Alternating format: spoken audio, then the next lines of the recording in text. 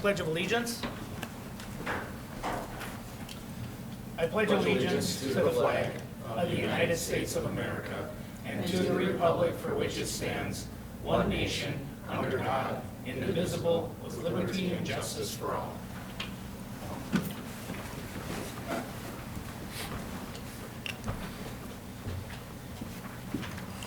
We do have a few add-ons to the agenda. There is union negotiations, which will be a closed meeting towards the end. There is another addition. Our city clerk is going to retire, so we will need to post for her job and go through that. Is there anything else? Yeah, and then open forum, we're going to have Central Care talking to us. So if there's anything else, can I get a motion to approve the agenda? So moved. Second. All in favor, say aye. Aye. Opposed, motion carried. Open forum. I'd like to welcome Jen up to.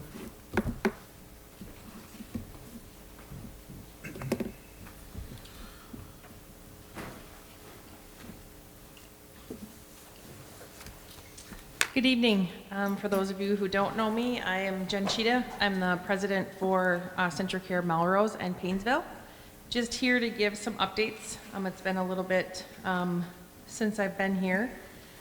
There's been lots of conversations in the community about what I talked about last time, which was our journey ahead and our workforce reduction that took place over the last 2 months. So like many healthcare systems, Central Care continues to face the headwind, the financial pressures of the rising costs, and then our regulatory changes along with our reimbursement rates that are really just not covering the true cost of what healthcare is. Central Care made this decision to hopefully have the stability for the future. Many of you have probably heard that both Mayo and Alina, instead of doing workforce reduction, ended up closing facilities, and our goal is to not have that happen. Most of the workforce reductions were on the administrative and leadership and support roles. Throughout the system, there were a few patient care positions, but our goal was really not to disrupt the care that our patients receive. Impacted employees received notification, and of those, 155 took different positions throughout the system, so that was really good to hear. But we really have a future that we have to figure out, right? We have a large population. Over 72% of our patients across our system now are either Medicare, Medicaid, or PMAP, and those reimbursement rates just continue to go down. The self-pay and bad debt continue to climb. So facing those headwinds will be an ongoing discussion that we have with our board members and how we're going to make changes. So I'll stop there and ask the council if you have any questions for me on the workforce reduction. Okay. I do have some exciting news, though. We'll start with that, and then we'll go to the exciting news. We have a couple new things happening. Melissa George is a nurse practitioner. She's been working in our emergency room in Melrose. She is now moving over to the clinic, and so she took a full-time position. She provides family medicine along with that emergency care, focusing on that prevention, compassionate treatment, and supporting patients. And so she's a new provider for patients to select. We've received a grant for a safe room project in our emergency room. So we have one room that has now been converted into what we call a safe room. And it's really designed to have the safety for patients that are experiencing a mental health crisis, along with keeping the staff safe that care for them. So it was funded through the Minnesota Department of Health grant, and we had certain criteria that we had to follow with that. We do have great partnership with our Melrose PD group. This will help with keeping our patients safe and being able to not have to have somebody with them in the room. You'll start to see some check-in kiosks in Melrose where patients can check in on a kiosk when they're coming in. Across all of our sites, more in the St. Cloud region have had these. It just offers it's faster and it's more convenient for patients that choose to do that, but we'll still have our registration process available. We put up a blessings box for those of you that haven't seen it or don't know about it, but there is a blessings box outside of our old emergency room. And it's a 24-hour access for non-perishable food, toiletries, and other essentials. And so it's really based on take what you need, but give what you can. So I shared this at the chamber meeting. This is not anything that benefits CentraCare. This is really meant for our community. And so people of the community can come and take as they need, and then also put items in it or drop it off at the front desk at our campus here in town. We have been live with this for a few months, and every day it needs to be filled, which is great to see. But just know that this is definitely not something patients have, been asking about the give part of it, and so there's lots of flyers around, and we shared them now with the schools. So if you know of anybody, make sure you tell them about that.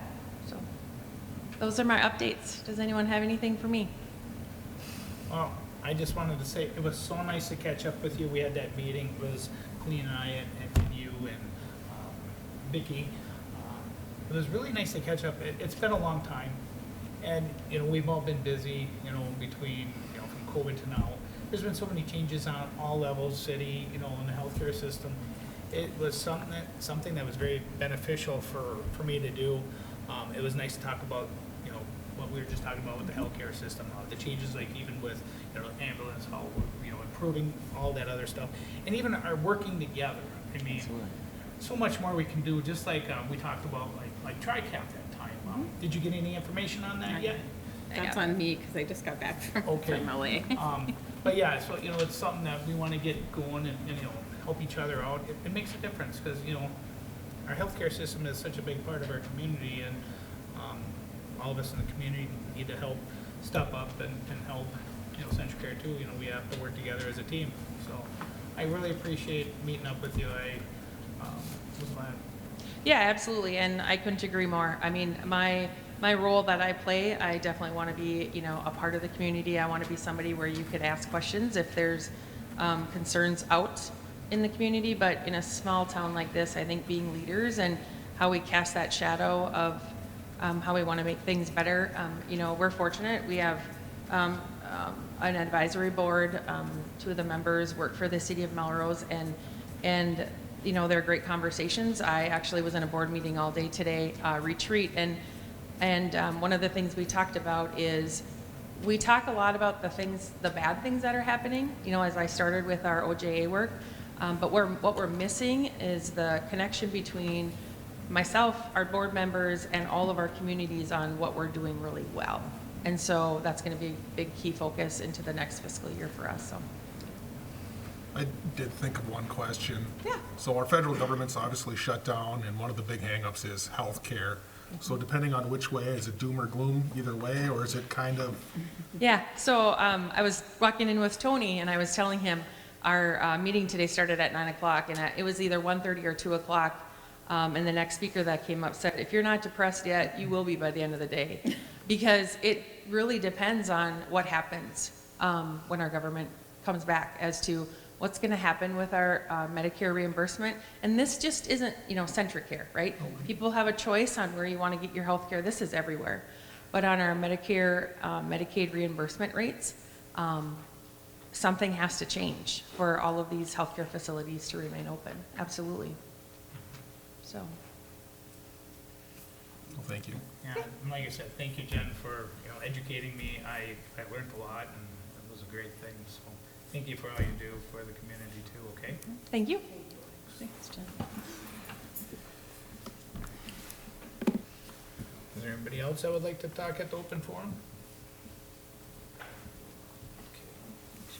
We're on to the. Oh, that's what I said. If any students want to come up and talk, it's your time. I think you get brownie points from. All right, we're on the consent agenda. Approval of the minutes, approval of the bills and purchase orders, approval of the investments. And we do have a couple donation resolutions. Resolution number 2025-44, a donation amount of $50,670.16 from the Melrose State Bank for the scoreboards, pitching mounds, and the groomer for the soccer park. thank you very much for that. It's been a long time coming, so we really appreciate Freeport helping us out. Resolution number 2025-45, a donation amount of $500 from an anonymous donor to the Melrose Fire Department.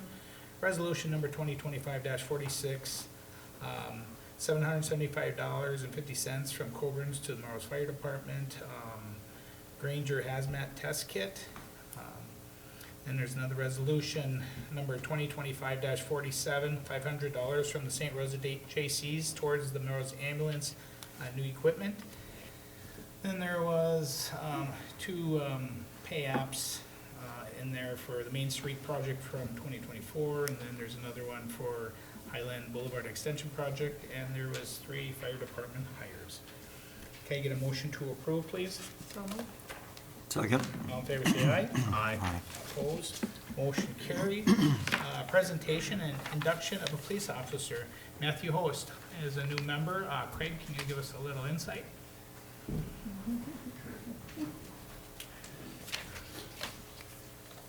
So Officer Host has been with us since the end of July.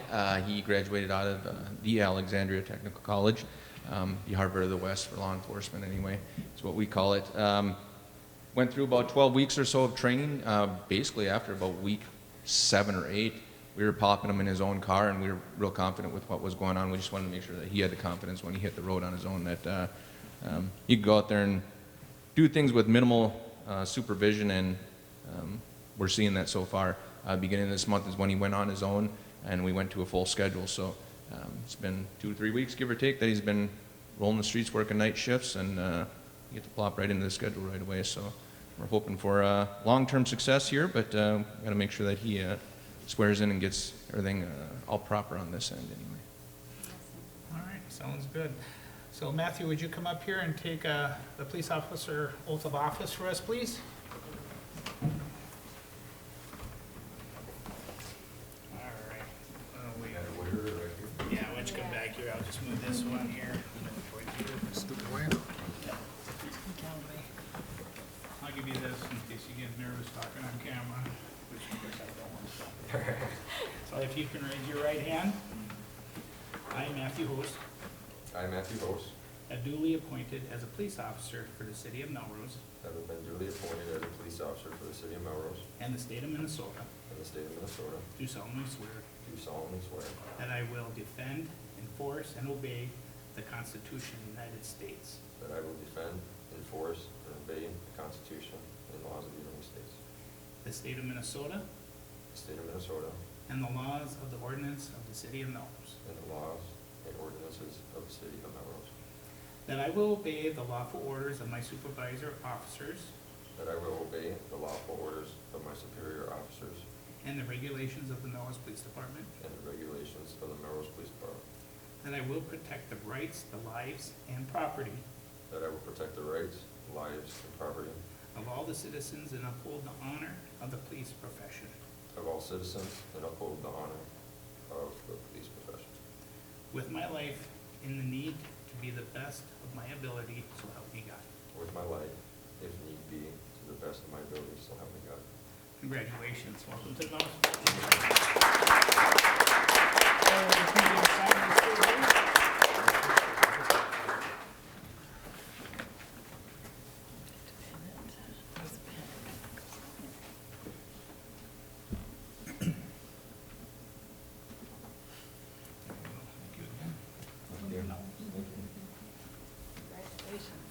And then, you want to pin it on him right here?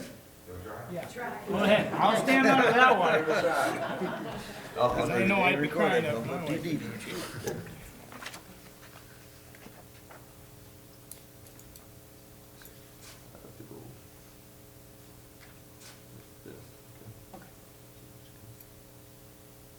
Somebody got a timer going?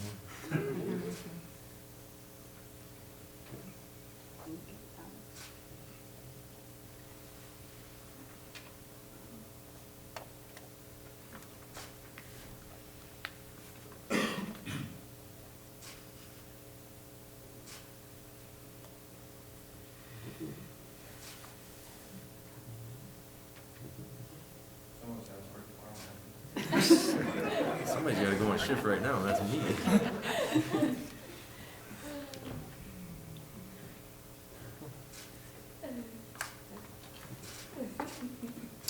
Let's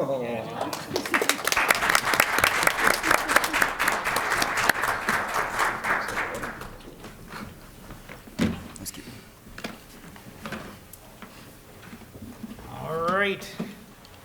We are on to a public hearing, ordinance number 2023-25, odd and even parking. It is 6:15 PM.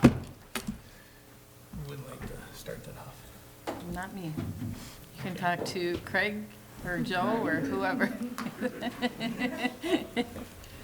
don't have the proper verbiage in front of me, but I'll give you the backstory on it. So there was some concerns about plowing roads and those sorts of things and getting people to move around so that all that can happen. It was discussed at the last council meeting briefly as far as how that should work, what it should look like, and obviously we're to the point now where the public has the opportunity to speak regarding it. From talking with some of the council members, there is some concerns from citizens as far as the consistency of it, or is there going to be over enforcement on this, and that was an area that was brought up at last month's meeting as well. There is some concerns about the consistency if it is only during snowfalls. What is justifiable as far as making sure we're doing enforcement and not doing enforcement? Is it any snowfall? Is it a measurable amount, and what is that measurable amount? So those are some of the areas that have been discussed related to all that, but that's where the public has the opportunity now to speak, I guess, and voice their concerns as far as what is a good option. I believe that the council members have heard from some people because they've expressed some of that to me as well. If it's something that the public is in favor of or the council is in favor of, we're definitely willing to work with it. If it's something that needs maybe more education or maybe more some time to talk about it, that's an option as well. So just putting it out there for everybody to review or be able to speak on. So. Okay. Is there anybody in the public that would like to speak on this matter first?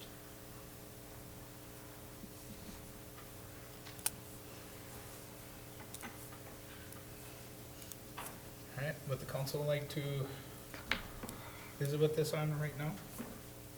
I did have people, so go ahead, and I'd like to hear everybody else's first. No, I didn't have any, honestly, I didn't have anybody contact me. But reading the actual ordinance, and I don't know if this is, it's a little hard to interpret it, because obviously from one day to the next, it says, I'll just read it quick. No person may park any motor vehicle or trailer, nor leave any motor vehicle or trailer parked upon the even side of the street on even calendar days between the hours of 12:01 a.m. and 7 a.m. from November 1st to April 1st.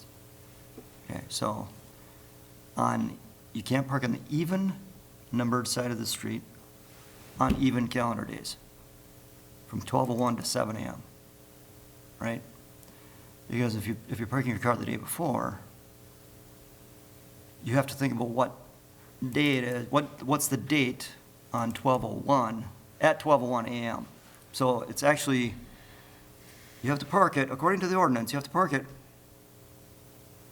for the next day, because that's when the ordinance is in effect. So however this is written, as long as it's simple for people to think when they're parking the car, typically, you park on the even side of the street if it's an even calendar day, in my opinion. However that pans out then, right? So as long as it's easy to interpret, I think it's, in my mind, the easiest way to think about it would be, if I'm coming home from work, I park on the even side of the street, if it's an even calendar day, 2, 4, 6, 8, whatever, right? Park on the even side, not on the odd side. The way the ordinance is written, if somebody's actually looking at it, it looks like you can't park it for the next day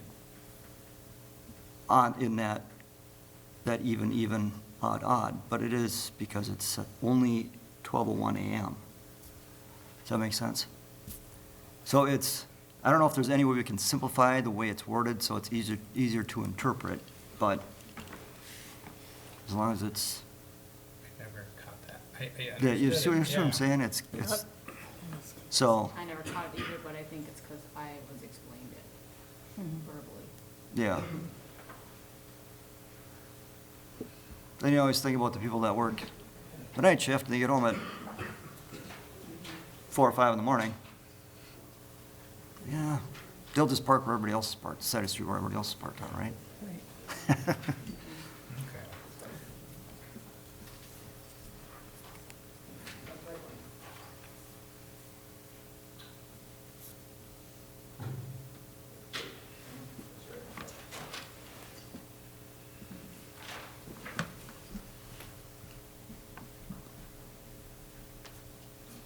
So I think, Tony, the way that you're interpreting is that on the even side, or the even side would park on the even side of the calendar, or with an even numbered calendar date, they would park on that side of the street, the even side of the street.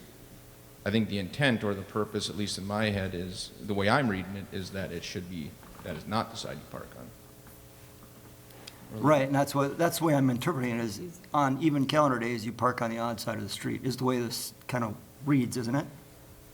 Right, that's the way it reads. Yeah. I would definitely. So however it works out, I think we can just gotta make sure it's, I mean, I Makes guess sense to on the, everybody. on the enforcement side, it would just flip in what's in my head, but, Yeah. or what, but yeah, I can see where that'd be an area of confusion. all right, Tony, if I may? yeah, It's very similar to the way St. Cloud has their ordinance set up, so if you're getting home as a day shift person, parking before midnight, Right. you park on the calendar day, so if it's an even day, you Right. park on the even side. yep, Because at 12:01, then it's an odd day, so you need to be off of the odd side. right. Yep. That's not the way this is reading, in my mind. It's at 12:01, right? It says enforceable 1201, you can't park, So as long as you're parking before midnight, you park on the same side as what the calendar says. So even day, you park on the even side. Odd day, you park on the odd side, because at 12:01, you cannot be parked on now the opposite side. it says, no person may park any motor vehicle or trailer, nor leave any motor vehicle or trailer parked upon the even side of the street on even calendar days between 12:01 and 7 o'clock. Yep. So if you get home and you park on, let's say it's the second, and you park on the even side of the street, at 12:01, you're out of compliance. No, at 12:01, it becomes the third, you cannot park on the odd side of the street.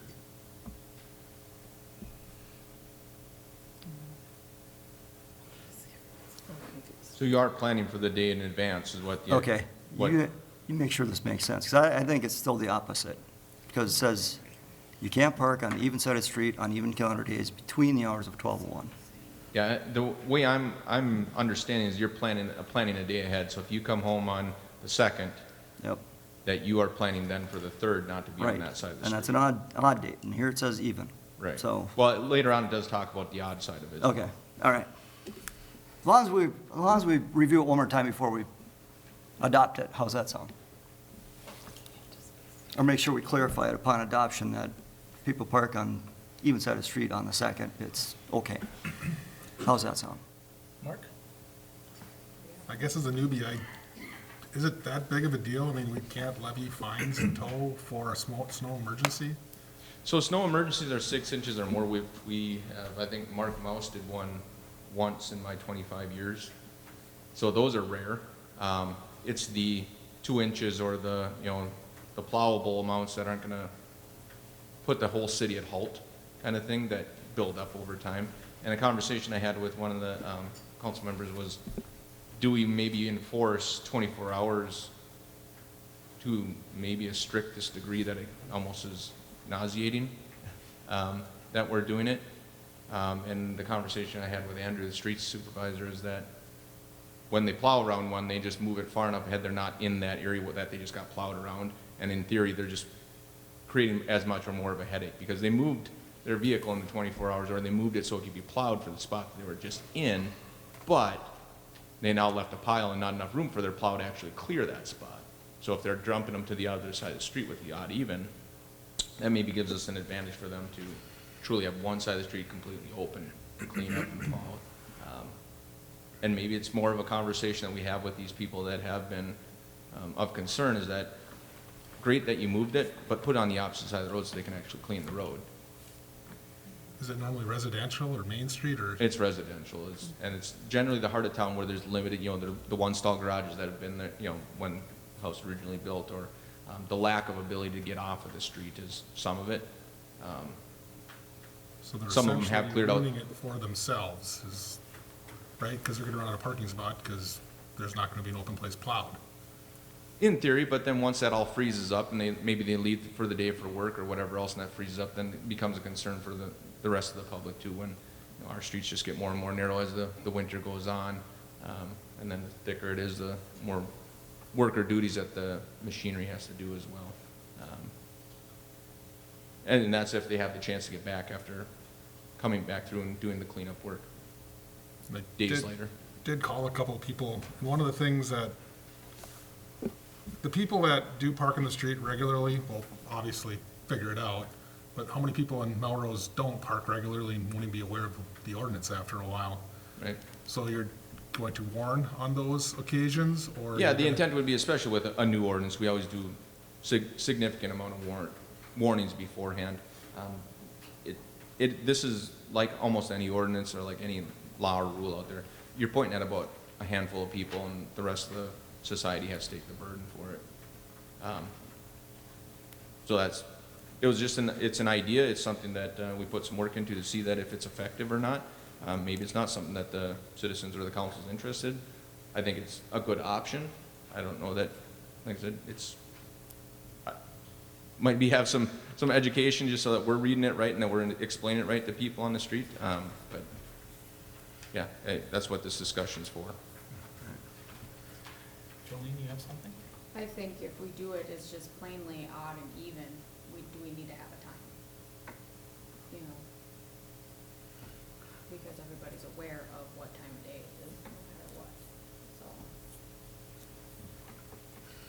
You know, I have talked to some people on it. Everybody agrees we need to do something, because a handful of people, and I will say on Main Street by my place, you have the same people doing the same thing exactly like you're saying. Common sense would tell you, okay, I'll park on the other side of the street since it's all clean.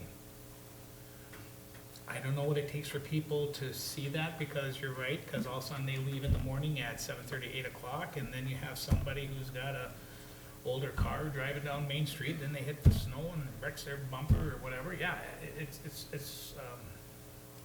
a pain for people and for Andrew's crew. They work really hard. You know, they start early in the morning, and, you know, by 10, 11 o'clock, they have at least their 8 hours in already, and they need to rest. I wouldn't mind having it, but I don't want to use it. I would rather educate people, if that means putting the hammer down a little bit, because it's going to be the same ones. I think if you see most people, they're going to move it if they know. I mean, common sense tells you, when you see it snowing at 10 o'clock, I get up early, I move it, try to move my kids' vehicles around. I'm just sort of, not that I'm wishy-washy about it, but yeah, I think we should just, So, Mr. Mayor, with that conversation, my area of concern then is if we have it and we don't use it, or we have it and we only use it periodically, then I don't know that's effective either. so my question is, if we table this, how soon can we bring it back up, Patty, if it just keeps going south this winter? So, you know, if anything. Back next month if you want to. Yeah, I'm just wondering if we can go after this, you know, in November and December.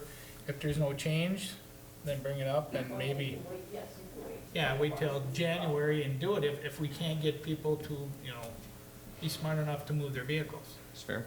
And I I guess mean- conversation I would have with our officers then is that any 24-hour parking it's the second priority of the evening kind of thing.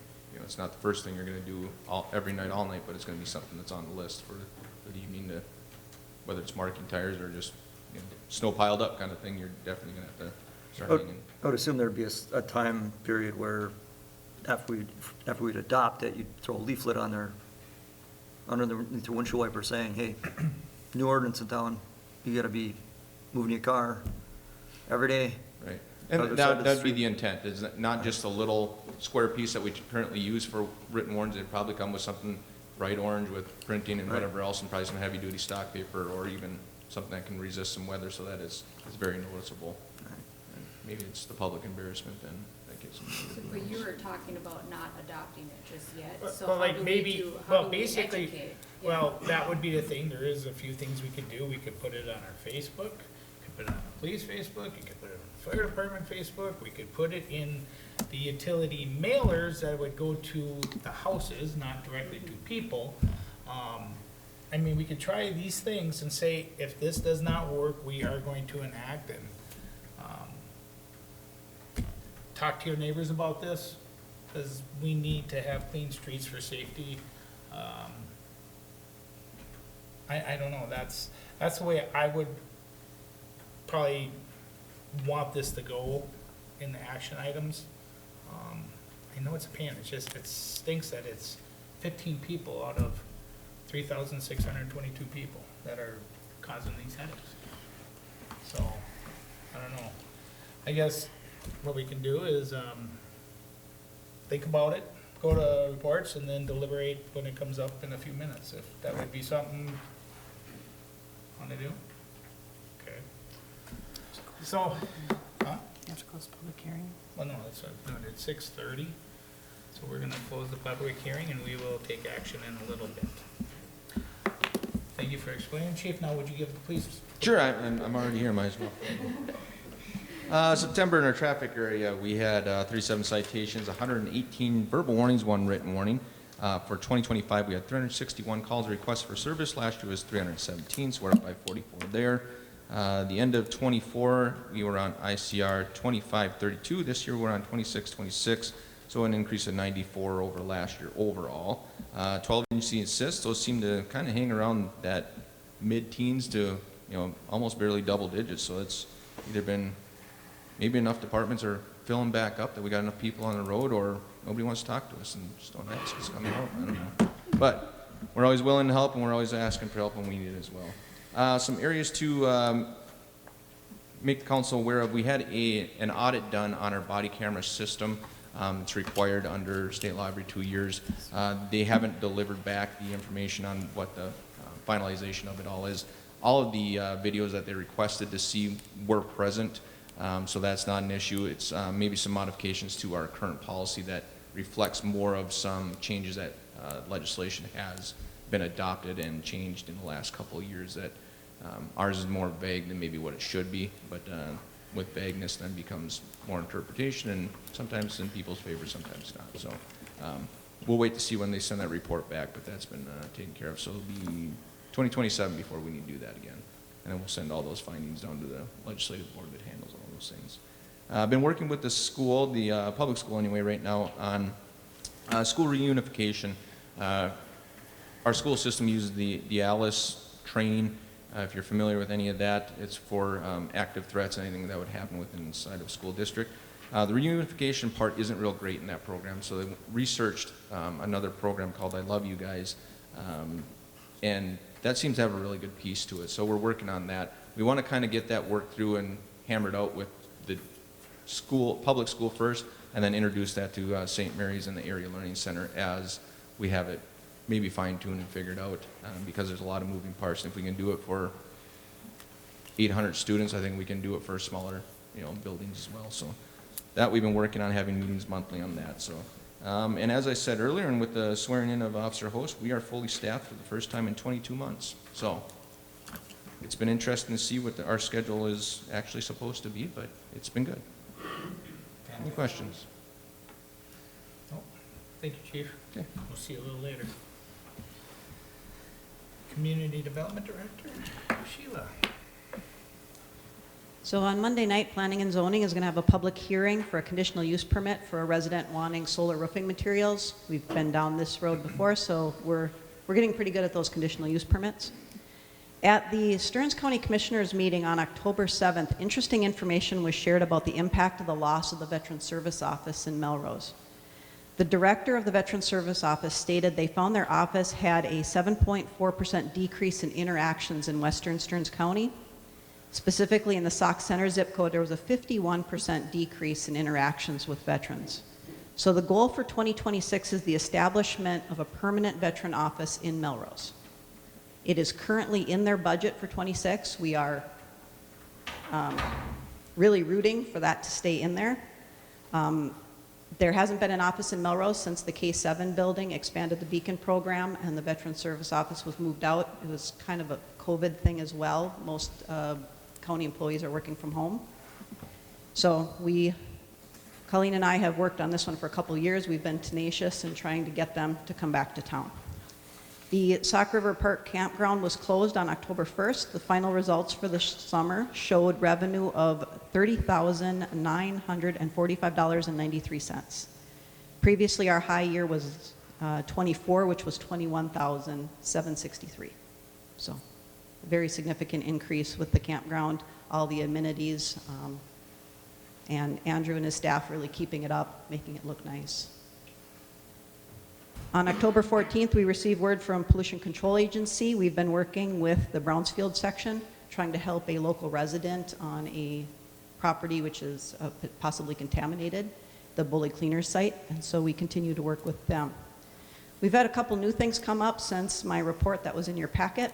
We received word from Stearns County about a tax forfeiture parcel. It turns out that along Craft Drive over near Rose Park and Blue Door Storage, there's a little slice of property, about 1,000 feet of Craft Drive, which is up for tax forfeiture. So by consensus, we are hoping you just let us put in the minimum bid, which is $320 to pick up that parcel. There's no real danger to us because there's an easement through it, but to make it simple and cleaner, and we've been working with city attorney on resolving this issue. We also have now found out that, as promised last year when we passed our cannabis ordinance, that the goalpost is moving a little bit on cannabis. We do have our existing ordinance that affects full cannabis businesses, but the state of Minnesota has now decided that those low-dose THC retailers, including the C-stores like Spirits Liquor, Ron's Oil, that have been selling for 2 years without issue, now have to register with the state. And we need to establish a policy in Melrose for their registration. So we will be needing probably to bring another ordinance to you to deal with the low-dose THC C-stores. It's a new issue, but they need cities to sign off. We need to have a formal registration process. We need to work with Chief Mouse on compliance checks, whatever that looks like. So we'll be bringing that to you soon. Later in the agenda, I have some items on some funding that we're applying for. In addition to the ones on the agenda, Colleen and I have been working on small cities. So we had approached Central Minnesota Housing Partnership to join with us in a small cities application. They don't have the manpower or the staff to help us. Stearns County HRA has agreed to help us. We just want to confirm with you all that we should go forward with this. As you'll recall, Stearns County HRA also has a housing trust fund, and several of our residents have been able to take advantage of that. I've got a thick file on my desk of residents I have met with. This really helps them rehab their homes, get them more environmentally or energy efficient, siding, shingles, things that they can't afford. We have a few people whose basements are leaking, and it's been helping with that. Stearns County HRA is going to run out of money at some point, and so we were hoping for a small cities grant to help the remaining residents that are interested in the program. So if it's something you think we should pursue, we will continue putting that and bring a resolution to you next month. That application is due on November 26th. You have a meeting on November 21st, so we would have time to put that resolution in next month's packet. Is there any downside? Why wouldn't we want to? Paperwork. It's just paperwork. No, I've seen some of the houses around town, it makes a big difference. Yeah. I just wanted to know if there's a downside. It doesn't sound like it, other than extra work for you guys. Paperwork is it. It's just the challenge sometimes is people understanding that they can take advantage of the program. When we did this a few years ago, well, of course, it was during COVID, and it was just, there was a lot of different things that happened. So we really didn't have folks that took advantage of it. There is an income limit, and so, you know, you have to qualify that way, but we feel that we have enough folks that would qualify. It's a competitive process, so there's no guarantee that we're gonna get it, but we are going, you know, because there's other communities in the area that would be applying as well. But it's just a matter of, you know, what your needs are, that type of thing, and you kind of tell the story. And then it's a matter of, and that's why we have to do a survey as part of it, if people are interested in it, you know. We want to go citywide. Before it was targeted in just an area. So I think if we're able to make that larger, it's going to really help us. So that's kind of, I wouldn't say it's a downside, but those are some of the things that we have to think about. And I'm confident we can, but, you know, Sheila and I can do the application together. That's not the issue. It's just a matter of our people going to come forward then and take advantage of the program. And they really did when we put the notice in their utility billing saying that Stearns County HRA had the Yes. program. Yep, That's how I got all these initials, and so I have For a the whole housing file trust, yep. started. yep.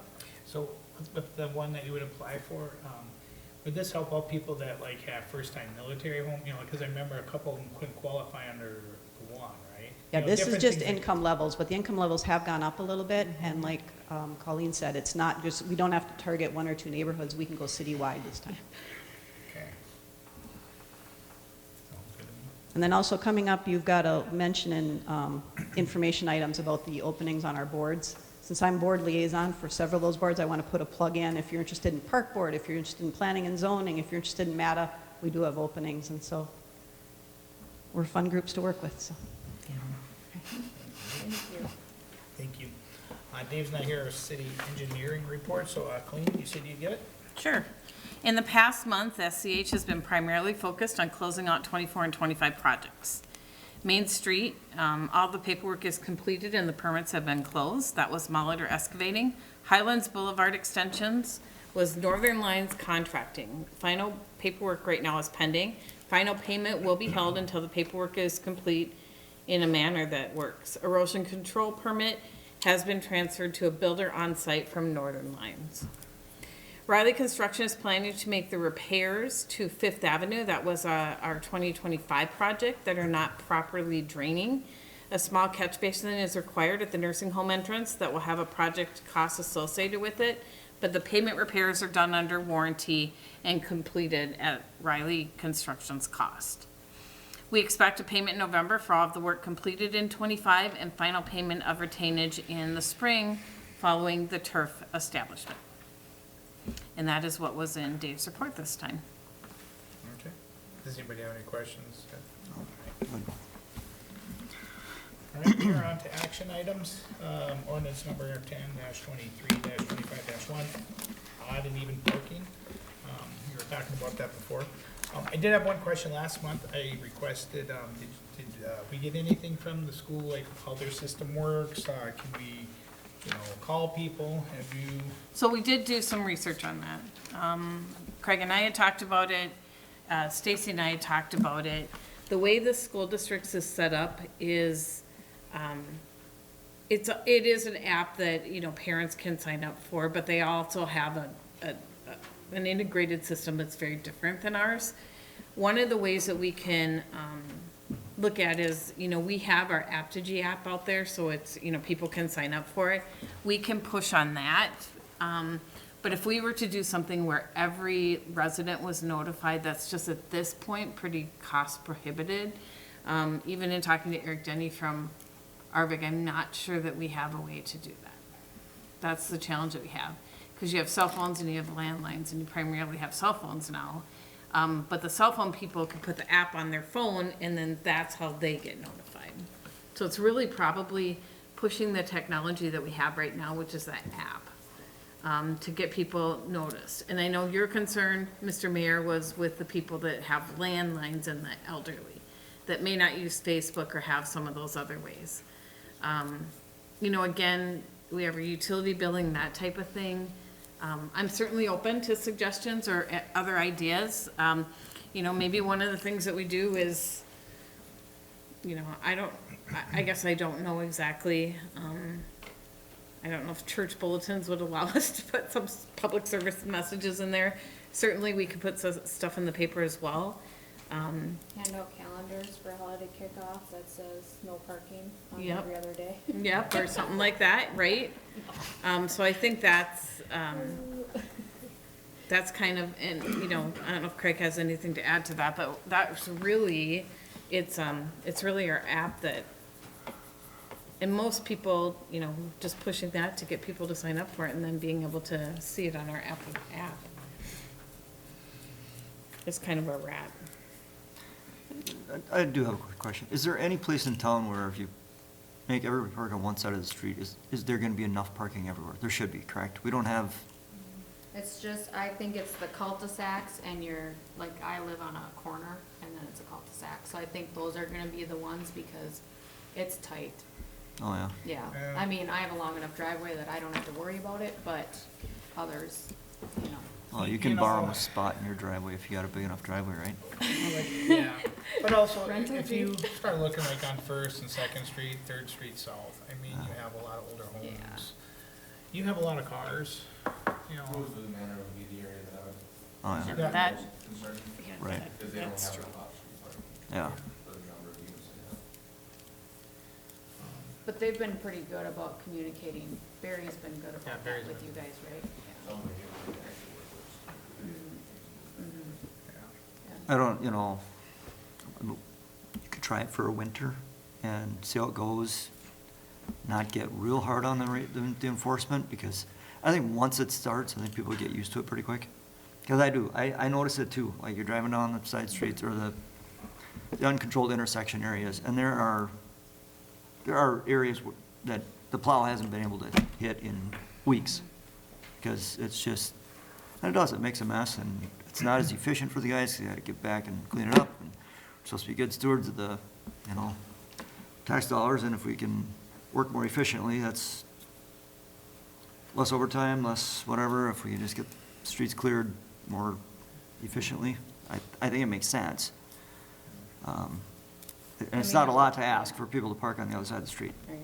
I think it does read correctly, it's just that it's confusing.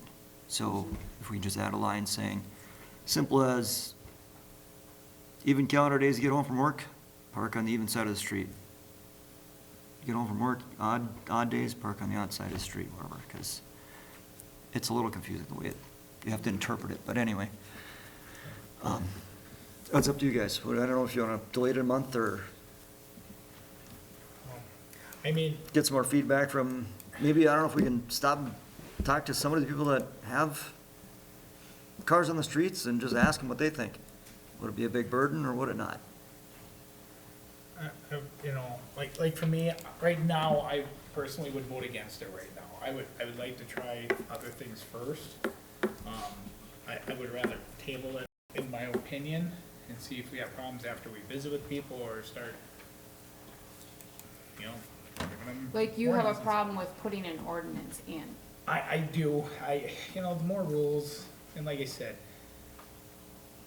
30 people are screwing it up for everybody. Right. That's So hard. if we can send out a letter of education, that's the direction you'd like to see that go. I would like to find a way, I don't think I'm gonna win either way on anything, I just think I wish people would just be smart about it. But I don't know why nobody, that's my opinion, I'd rather do it this way, try to educate them, say, hey, this is the way it's gonna be, if you screw it up, then I would be all in on it. If it would happen how many times if they're plowing this winter and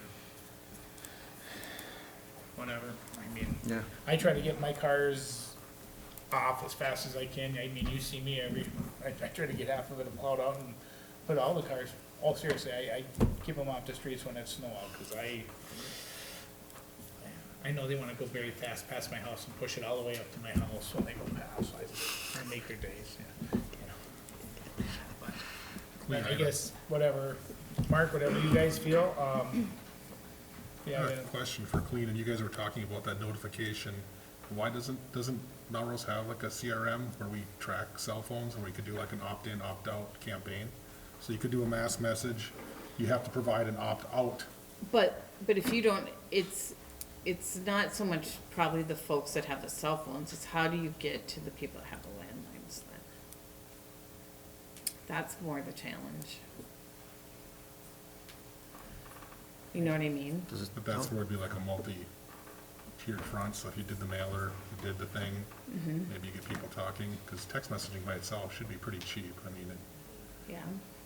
Yeah, and again, we have, if you haven't signed up for our app, you get notifications on that, so but we, you'd have their cell phone data already living in your billing system, right? not everyone's. Not everyone, no. but- No, not everyone, in fact, we don't have everyone. And here's the challenge, a bit of the challenge that we have, is let's just take this as an example.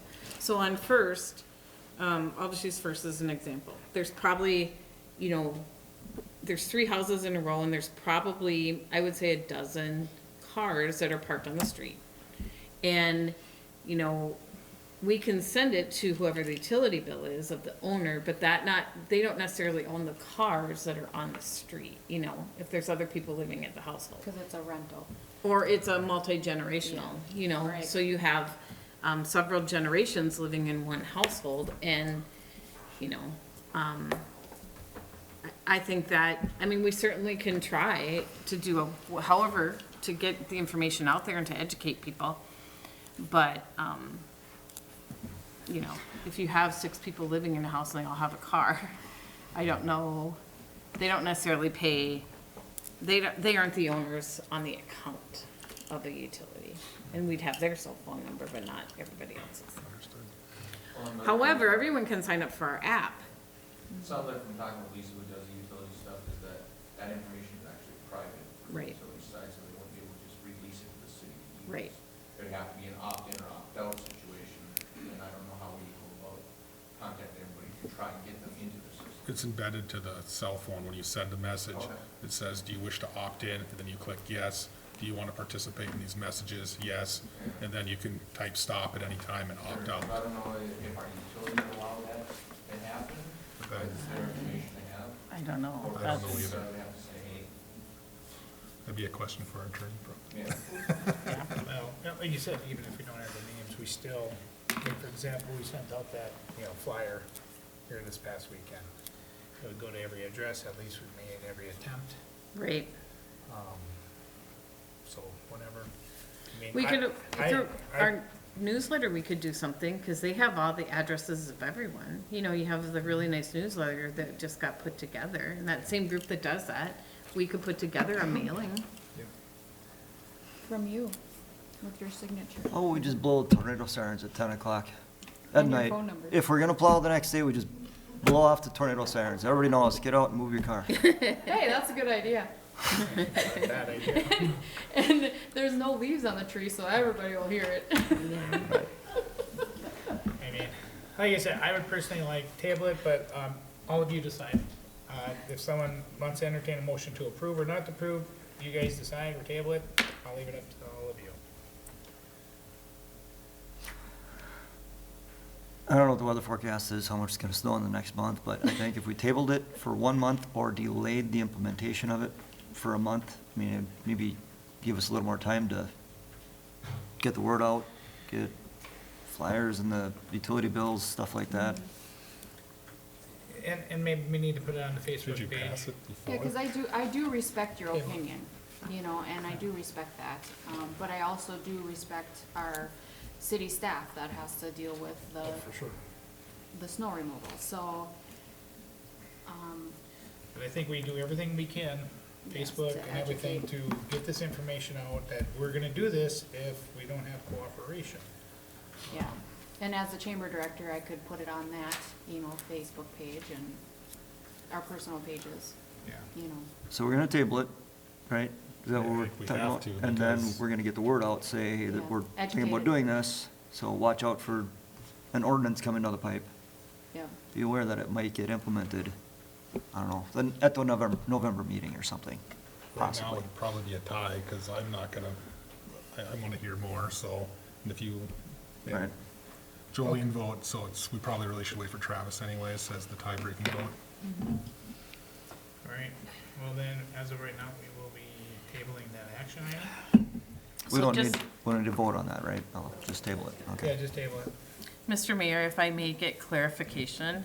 So in order for us to get the word out and make sure we're following what the council is wanting, we will go ahead and put in our utility bills and on our Facebook page, letting people know that we are considering an odd, even parking, so that you park, odd days you park on the odd side, even days you park on the even side during a certain amount of time. So we want to make you aware. The challenge with that is, are you seeking opinion from people, or are you just simply saying, this is coming up? That's where I need a little bit of clarification. That's why I asked for how much is it gonna cost to get a phone. That's what I asked at the last council meeting. Yep. And that's, what I wanted to know, what is it gonna cost? What can we do for using technology to our advantage, which we have very good people here that know how to do it. That's what I was wanting, So, but yeah, I think we can use our Facebook page to our advantage. We can use, even put it on the, would that work, Sheila, on the MATA page to do that? We can have the police department share it. I mean, we can share it through the fire department. I mean, we're gonna be in the chamber. We have so many ways we can share, and I just look at the MATA page when they had a unique boutique, and I think we had like 75 shares on that with all people looking at it. So people are looking at these on Facebook. Pages, yeah. So I think, we need to do that. Would that work? Yep, are we telling folks that it's coming and that they just need to be aware of it, or are you seeking opinion? That's I think we explained that we've seen issues with it in the past winters with cars not moving and being able to plow in spots. So we are considering as a Okay. city passing an ordinance Okay, to make, I Okay. don't think it's that big of a burden, honestly. People will get used to it. It's not Yep. saying like, I believe, I don't know if it's Freeport or whatever, but it's 0 parking on the street all winter long. right, It's not nearly as burdensome as that, so. okay, got it. All right, well, let's move this forward. We are on special assessments for solid waste. Don Williamson, would you like to, do you need to say anything, or? Okay. Well, actually, if you want me to explain it a little. Yeah, otherwise, Colleen, if you want. So West Central, every year, we send out letters to the property owners who are delinquent in their West Central solid waste bills. Pursuant to Minnesota statute 443.015, property owners have been notified that they can appear before the city council to dispute their charges. Don Williamson from West Central is present here to address any of those concerns from residents. And attached in your packet was the letter that was sent out along with the state statute. I am happy to report, since that letter went out, I do think we've had a couple that have been resolved. So we are down to 1, 2, 3, 4, 5, 6, 7. We're down to 7 folks that would be getting this, or it would be going on their taxes. In 2 cases, it actually would be going to the landlord. So in that case, we'll probably try and get a hold of the landlords and say, if you don't pay this, it's gonna go against your house. But and then one is a foreclosure, so a mortgage company has it. The remaining 4 are owners, so it would go to them. The highest bill that we have is $238.50, and the lowest bill we have is $28.07. So the total that would go on the tax rolls is $923.23. We did this last year, and West Central was able to get their first payment in June, and they will get their second payment the end of December. So because that's on folks' taxes, if they pay their taxes, these guys get paid. There is a little bit of an administrative fee on it, and that covers any costs that we as city have for that. So in addition to them having to pay their bill, they do have to also pay that fee, or it goes on their taxes, I should say. So, and I don't know if there's anyone here that has concerns or needs to talk to Don. Can I get a motion to approve then? So move. So, All in favor, say aye. aye, Opposed? Motion carried. good, we're good. Yep, should be good. Thanks, for hanging Don. out, Thanks Don. so much. All right, ordinance number 2025-2, amending section 400, district law regulation of the zoning ordinance. Yep. As promised, the Melrose Planning and Zoning Commission had a public hearing on Monday, September 29th, to talk about changing those setbacks in the R2 district. As you recall, we approved variance, but in approving the variance, we discussed how it made good sense to change it permanently in the R2 district. So before you tonight is an ordinance recommending that the public street side yard setback be changed to 25, sides combined setback be changed to 31, and the accessory building side corner setback be changed to 25 in the R2 district to now match the R1 district. All right, I don't have no problem with it. Can I get a motion Sounds to good. approve? So moved. Second, All in favor, say aye. Aye. Opposed? Motion is carried. Resolution number 2025-48, local road improvement program. As mentioned before during my report, we're working on some funding applications. One of them is the local road improvement. This is administered administered by MnDOT, similar to the active transportation grant we received for the sidewalk on 168. What we're looking for is to find some funding for that 9th Street project that you all have been talking about in your budget meetings. We will be making the argument for regional roads, farm to market, and addressing the safety concerns, trying to relieve some of the congestion on that intersection of 5th and 5th by the school. Working on some letters of support. We cannot apply for the funds for the cost of engineering or utilities, so while this road is estimated at 1.5 million, the most we can apply for in money is 755,000, which is just the streets portion. The odds are long, definitely not making promises on this one. When we applied for this same program for Main Street, there was $100 million being awarded. This time there's only 47 million. And so if we didn't get it for Main Street, I think the odds are long on 9th, but it's an automatic no if we don't try.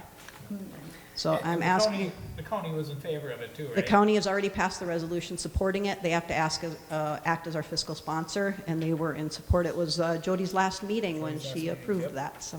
Yeah. So I ask the council to give consideration to adopting resolution 2025-48, supporting the application. Can I get a motion to approve, please? So move. Second? All in favor, say aye. Aye. Opposed, motion carried. Resolution number 2025-49, resolution amending the boundaries of tax increment financing and district number 12-1. Yep. Staff recently met with Jason Murray, our TIF consultant. He advised that pursuant to Minnesota statutes, we need to amend the boundaries of District 12-1. This is the district that was created after the fire and of everything with Craft Plant. Riverside Flats did develop on that lot, but the other parcels which were included in the TIF district, which include the Elfrings property, the Ilias rental building, M&M Holdings, which is now a parking lot, the post office, Advantage Insurance, and Stearns County's Corner, which is the one with all the utility boxes over by Ilias Body Shop, and some of our public parking is all included in that TIF district. If it's not utilized or developed upon within 5 years, we need to drop them from the district. So I'm asking you to consider resolution 25-49, amending those boundaries to drop those parcels. All right, can I get a motion to approve? So move. Second. All in favor, say aye. Aye. Aye. Opposed, motion carried. Resolution number 2025-50, a resolution approving contaminant investigation and RAP development grant application, committing local match and authorizing contract signatures. Yep, so the next resolution I'm asking you to consider is a contamination investigation and RAP development grant application that we're putting together with DEED. It's due by November 1st. We've been told by DEED staff, we have talked about doing a redevelopment grant with them, but they said the first step is to apply for this contamination investigation funds to make sure we know what the soils and everything look like before we work on redevelopment. So I'm asking you to consider resolution 2025-50, approving the grant application to investigate for any contamination. I forgot to ask you with this one. Now, with any of the soil boring, if anything happens there, are we responsible for it? We're just investigating. Okay, not that all of a sudden we drill a hole and Little Red Building ends up in the river. Yep. Okay. If it does wind up in the river, what's our? If it does, I don't want to be part of that one, so. All right, well, that's the case. I can get a motion to approve, please. So moved. Second. All in favor, say aye. Aye. Opposed, motion is carried. Same old thing, police vehicle purchase. See you, kids. Sure would like to see one. Meeting's not over yet. Same old but new. We only have to stay an hour. Oh, 1 hour, huh? Seems pretty easy. I wish I could leave with you. Annie? Vikings are playing.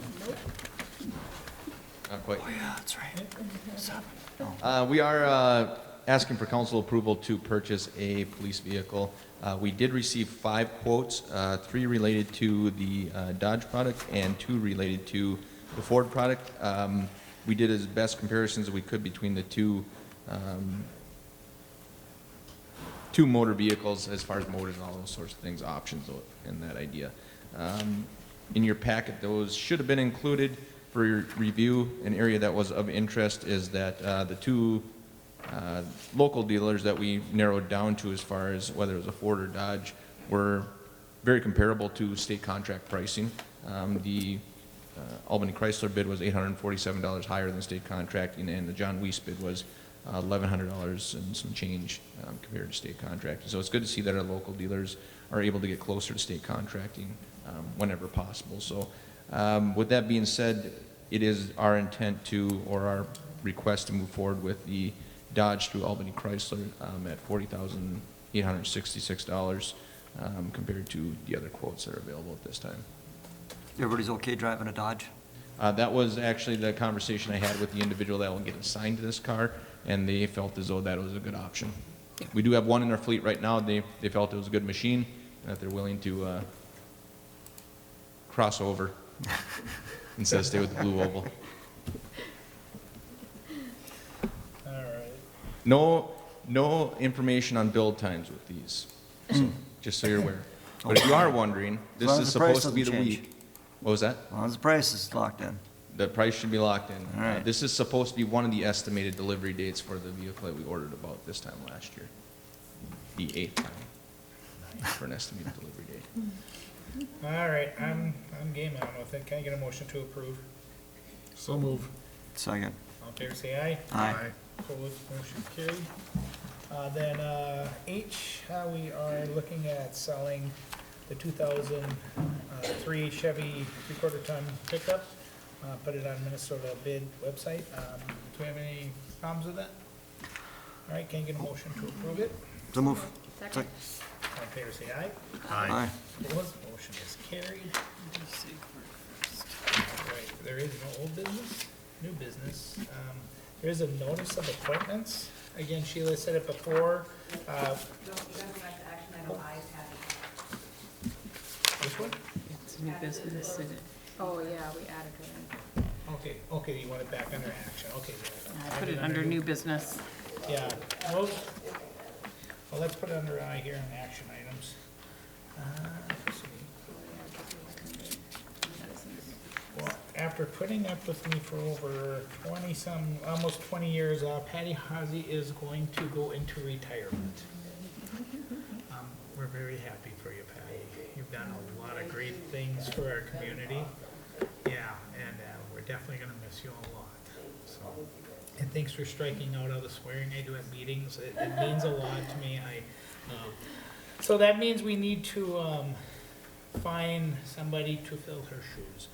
So we will need to, advertise for it. Is there any questions or concerns? All right, can we, We're gonna do the standard advertising, post it externally and Yes. wherever.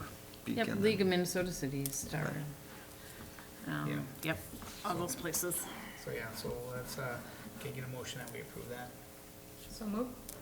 Second. All in favor, say aye. Aye. Aye. Opposed, motion carried. And I hope next month, since November will be our last meeting, really appreciate everything you've done for us, okay? All right, there's no old business, we're on a new business. Again, there was a notice of some appointments that are coming up next year. Planning and zoning, there's 2 members for 4-year terms. The HRA board, Melrose Housing Redevelopment Authority, there is 1 5-year term that will be open. Public Utilities Commission, there will be 1 member for a 3-year term. Melrose Area Development Authority, 1 member for a 6-year term. Parks and Rec Board, 2 members, 3-year terms. So if anybody is interested, feel free, there are apps at City Hall, and can they get them online? So my question on this area is, I was at my HRA board meeting today, and one of the concerns that was brought up was the graphic of where they can be living. So for instance, I wanted to bring someone in that has the address of Freeport, and they said that she was not allowed to apply because she had to be in the Melrose That's a address. state statute, because we went through that time, it's a state statute for Okay, that. because it's not an HRA. No, but it's a state statute, it statute, is. because, I remember that time with Marlene, she was on the board for almost 20 years, and they found it had to be state statute. That's So she- actually who I went to ask. Oh, So. not Marlene Blum, was that? No, it was Marlene Clausen. Oh, She was okay, on okay. the HRA board, so she actually had to resign, Okay. because it's a state statute. So how come it is that way for those boards, but like our like our city administrator or, you know, some of the other role plays are not under that same rule? Good question. That's so crazy. Because the HRA is technically owned by the city of Melrose. You know, it's sort of like the Public Utilities Commission. We technically own it, but we don't. You know, and it's the same with the HRA board. You know, we have that board in place in case if there is something, let's just say if there's something bad that could happen, I believe we can go back in and take it over. I don't know if you can answer that, Joe, or not, but I believe that technically, I know there years ago, there was some people in the city that contemplated wanting to change the public utilities back to be owned by the taxpayers instead of the ratepayers. But it didn't, so there are things that we can do, and it's sort of, I don't know how to say it. But as for just an employee working, I don't know, I believe, I don't know. But I think you'd have to talk to the politicians who passed the laws to figure out what their mindset was when they passed those laws. Right, Because, yeah, like, I'm gonna get far with that. you know, there's, Yeah, no, a lot I of times just, there's just no rhyme or because reason. it's our- Consistency is for not, our rural area, it would make sense for us to be able to utilize, you know, someone from New Munich, someone from St. Rose, someone from Greenwald, someone from Freeport, you know? but also, you always have to look at that too. What happens if one, then we get another and get another, and then they don't have the values of potentially the citizens of Melrose? Yeah, You know, so we have, I personally think, you know, that'd be, well, then should we let city people from Freeport run for Melrose City Council? right, You know, that's where you start getting into these gray areas, in my opinion. right. But I just remember, I think, Tony, I don't know if you remember that with Marlene Clausen, but I remember we had to go through it, we thought it was the stupidest thing ever. Yeah. Because you wouldn't find a better person, but when she Right. was elected on, they still lived in city limits, then they moved out to the Right. village. Right, And still in the school district, which now with HRA, potentially, right, and that's what I was thinking was yeah. school district, so, okay. So, sorry. No, they thought it was council decision when I was at my board meeting today, so that's why I wanted to bring it forward and ask. Because Yeah. obviously that was before my time, so, Yeah. okay. Thank you. Yep, no problem. All right, well then the other new business is Verizon agreement. Who wants to? So Joe's gonna kind of address this. The one thing I did want to point out to you is I just provided you with this information. So this is more on the financial impact side of it. He's gonna talk and address to you about what this is and why they're doing it, that type of thing. Just to give you, and then we'll get into kind of the financing options of it. But, you know, yeah, I think it's worth a discussion because they're pretty much telling us, they're kind of holding our feet to the fire and saying we either have to go with option 1 or 2, and, you know, I'm not so sure we have to do that. So I think it warrants a discussion at this point, so Joe's can take over from here. Yeah, so just to provide a little background, Verizon has a signed an agreement with the city back in July of 2014 to basically lease space on the water tower for some of their antennas. The initial lease term was for 10 years, and then it had several 5-year options to renew. So the city is in the first 5-year option extension period, if you will. So they're technically locked in for another 4 years at this point. What Verizon is doing, and they're doing this kind of all over the area, is they're switching to these 5G sites, if you will, that are much smaller and not, I don't know all the technical stuff, but they don't operate the same way as like the large antennas that you see on the, 200-foot masts and stuff. So they're trying to go to these 5G packets, but it sounds like they still want to have the option and the space on the tower. So they're approaching the city saying, hey, we'd like to renegotiate this lease. And they presented a couple of options, that being that they would like a new lease essentially commencing on January 1 of 2026. they would start with an initial annual rent of $30,000. It would increase by 3% every year, and the lease itself would have 6 5-year renewal terms. So essentially, it would be a 30-year lease. Right now, the current lease started back in 2014 at an initial annual rent of $31,000. And so with all of the annual 3% increases, I think, what did we figure out, Colleen, we're up around 42, 45,000. Yeah, we're at somewhere in 40, 44,198 for, 45,000 for 25. Yeah, so that's where we're at now, and it'll increase 3% a year for at least the next 4 years. So we could just simply say nothing and say, no, we're good. At which point the lease would run another 4 years. At the end of the 4 years, they would have the option to extend the current lease another 5 years, or they could just say, you know, we're done and we'll remove our equipment. Again, what they're asking is that we basically renegotiate the lease, start a new lease, obviously with less favorable payment terms, starting at the beginning of the year. And as Colleen said, you know, she ran some numbers to kind of explain the financial side of it, but I guess from the legal side of it, we don't have to do anything right now if we don't want to. But they have approached the city with these options. I should say the other option they presented was a 99-year easement with a lump sum payment of $600,000 was the other option they were asking for. Do we know when we need to give them an answer on this?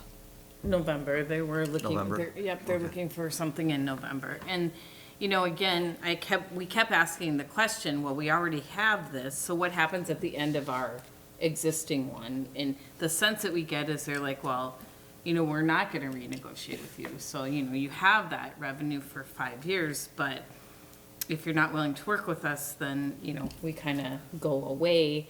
Now, whether or not that is, you know, it's just kind of part of their strategy perhaps, or if that's true. I do know that the 5G is a lot smaller and that our site, you know, it's a bigger site for them. You know, the risk that you run if we do that then is what happens to the cell service in our community. Are they gonna have those 5Gs or what are they gonna do? I don't know. So the numbers that are in front of you are, you know, what the continue with the current lease option. So you're looking at at the end of that lease, roughly $235,000 would be what our revenue source would be at the end of 29. The numbers don't run exactly just because of how it's set up. If you started in 26 with them and ran through 30, your revenue would be $159,274. And then if you took advantage of those options and kept going, you know, we're looking at about 1.2 million over a period of 30 years. Now, keep in mind that if we continued on the pace that we were with on the other side of it, you know, that number is closer to 1.8 million. I don't necessarily know if that's an option. I don't think it is. But we are going to have an initial loss in revenue of about $75,000 over a period of 5 years from Verizon. But again, if they say at the end of 5 years, you know, we're going to take our toys and go home, then, you know, I don't know where that leaves us. I do think if we're able to present these numbers to them, I would like to go back and see if Joe and I can negotiate a different, you know, they started at 30,000, so where's the opportunity to negotiate to make that number bigger? You know what I mean? She kind of indicated when we talked to Lori on the phone that she might be willing to consider that. So I'd like Joe and I to have the opportunity to go back to Verizon and say, hey, we're losing a lot of money on this deal. So, you know, you guys have to come up a little bit in terms of what you're willing to give us for lease. Do we have any other services on our water towers? AT&T or T-Mobile or anybody else? We have a lot of, the school has stuff up there, I'm talking cell services, Stearns like County, Verizon, the big. yeah, Do we have any other major carriers up there? Yep, we have the, T-Mobile's on our cell phone. T-Mobile? Yep, Okay. yep. So Or what I whatever would they're like, combined with. what I would like to Verizon's on do North is, Tower, T-Mobile's on South Tower, right? since Yep. since we really don't know what Verizon's angle is here, can we get a hold of T-Mobile and just ask them, what do you guys think? Are they gonna be here for 30 years, or are they not gonna need the space? Does that make sense? So Mark, do you have any? So we kinda know whether or not what the demand is for that Yeah. So Mark, space yet. you've worked a little bit on, I mean, can you give me your opinion? I don't know, I'd have to research, I don't know how they do their 5G backhaul, if they do microwave, or if they actually have fiber to these little microsites or not. So there's, you know, they typically like to do microwave to their small sites, just because you don't have to pay an extra service fee to like a Do you know carrier. where any sites are around? I don't. We'd have I to would look assume they're into- very highly dense Yeah, they put them on device buildings, usages, yeah. you know, where there's, It's a wideband. I thought they Yeah. upgraded these two to a wideband, but I That's what I don't. thought They did, that's did why I when don't they- understand, because we have an amendment from 22 where they went to 5G on top of the towers. Yeah, when we just got done painting them, then they went and, Yep, so that's the hard part, because we already they have 5G up there. So this is why, Comparables from other areas, like other towns, what. they're they all do? going through the same thing with They're all the Verizon right same now. thing? Yep. It's all these they're going to everybody, doing Is these leases. T-Mobile comparable to, Not really, not in terms of the service side of it, no, not as much. I think they're using that for their little internet pods that they're putting out there. I don't, I yeah, don't For I don't T-Mobile. know that we need to do anything right now, I think know. yeah, it's fair, I mean. it's Yeah, there. I would say, I would think that. Somebody's we gonna rent the should find space. some way to negotiate with them first, and, you know, like you said, we don't technically have to do something, so at least give you a few months to negotiate and see if there's something better, or, like you said, if there's a different angle, or, you know, whatever you think. The only problem is, at least according to them, they're saying, hey, we have to move on. If you guys aren't able, if you kick this can down the road, is, you know, and again, it's, Well, but look what happened what did it take, 2 years for them to actually get to the contract?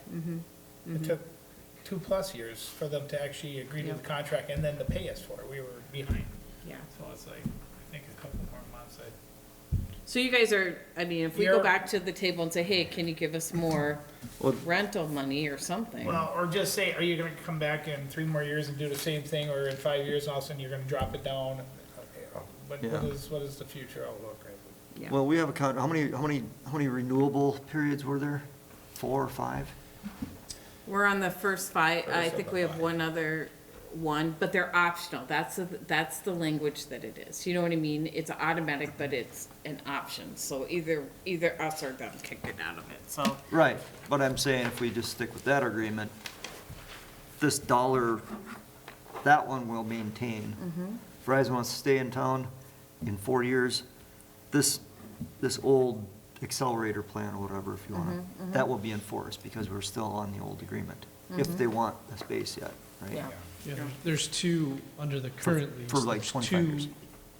Two more 5-year extensions that they can exercise. Right, Yeah. okay. I mean, I don't wanna give everything away to Verizon, but, you know, for the citizens of Melrose, a lot of people have Verizon. I should Absolutely. at least look into what can we do for the citizens on this one, look at it. So, yeah, Well, I think, I have no problem with them looking Yeah. into it, see what you could do. And if it's a month or two, whatever, then come back or whatever you think. Are we all okay with that? Yeah, I'm okay with that, that seems reasonable. Okay. I have T-Mobile, and I use my Wi-Fi, so.